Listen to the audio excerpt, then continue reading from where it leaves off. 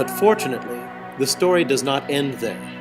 In 1986, a team from the non-profit organization Save the Children was sent by the Thai government to this area, which by that time had become one of the nation's poorest. The team began its work in Khao Din village. Instead of providing charitable aid, seen as a temporary solution, Save the Children set out to guide the village through a process of community awareness and action that would turn the villagers and their environmental support system in a positive direction. At first, the villagers were suspicious of these intrusive strangers, but trust grew slowly. Through long and arduous discussions, team members asked the villagers questions that enabled them to retrace the steps that had degraded their land so disastrously. And the villagers came to some startling realizations. They recognized that it was they who were primarily responsible for bringing about their problems because of the decisions they had made on how to use and manage their local resources. This shared awareness prompted the villagers to consider what they could do to change the situation based on their new understanding of the problem and its causes. The second step came when Save the Children helped Khao Din villagers to formulate an ecologically viable strategy for their community.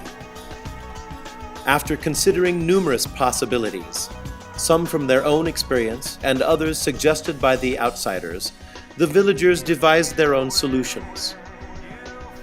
Instead of relying on just a few cash crops grown in monocultures with a single crop filling each field, they designed diversified agroforestry systems with a variety of useful trees and crops interspersed in the same fields, resembling in many ways the structure of a natural forest. Agroforestry was not new to these farmers.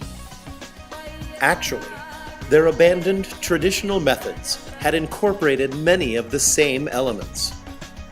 The diversity of food crops in Khao Din's agroforestry provided everything the villagers needed for a nutritious diet, allowing them to save dramatically on food costs. The agroforestry was also organic, with no costly fertilizers or pesticides. It could function without chemicals because it mimicked a natural forest in a way that allowed nature to do the work of restoring and maintaining soil fertility, just as it happens in nature. The agroforestry trees not only bore fruit for the kitchen table and for sale, they also prevented soil erosion and with their leaf fall, supplied organic fertilizer to replenish the soil. Irrigation ponds on the farms provided fish for home consumption and for sale. The crop diversity provided natural pest control and security.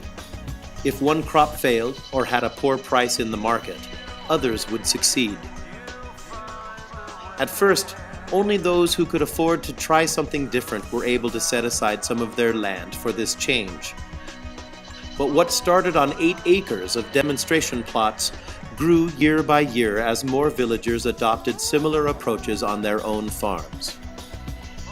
The people of Khao Din also decided to establish a community forest. To protect the forest, they decided on rules for harvesting its resources, and only Khao Din villagers were allowed. The restored forest now provides fruits, nuts, medicines, building materials, and firewood for cooking. Soil erosion was reversed, and the damaged watershed repaired itself. Streams and wild animals thought to have disappeared forever have re-emerged.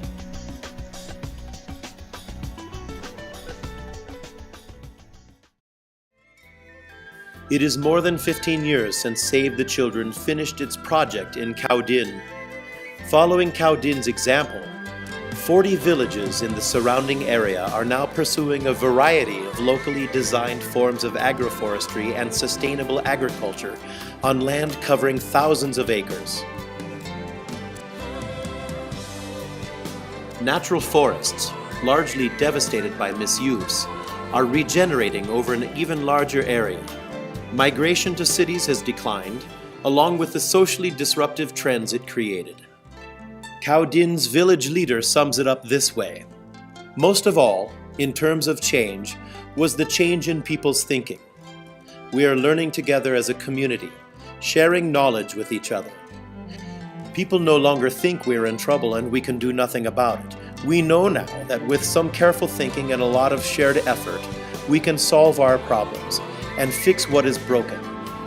We have friends who come to visit, and we have enough food for them. We don't have to buy much of anything. Khao Din's decision to solve its problem by working together as a community and to use the land in a way that restored it to health instead of tearing it down was an eco-tipping point.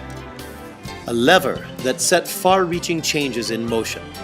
Changes that overpowered the forces driving decline, setting the landscape and the village on a course of sustainability.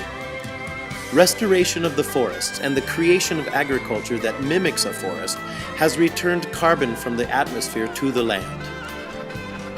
By following Khao Din's example, farmers throughout the tropics could contribute to reducing greenhouse gases while securing a better life for themselves.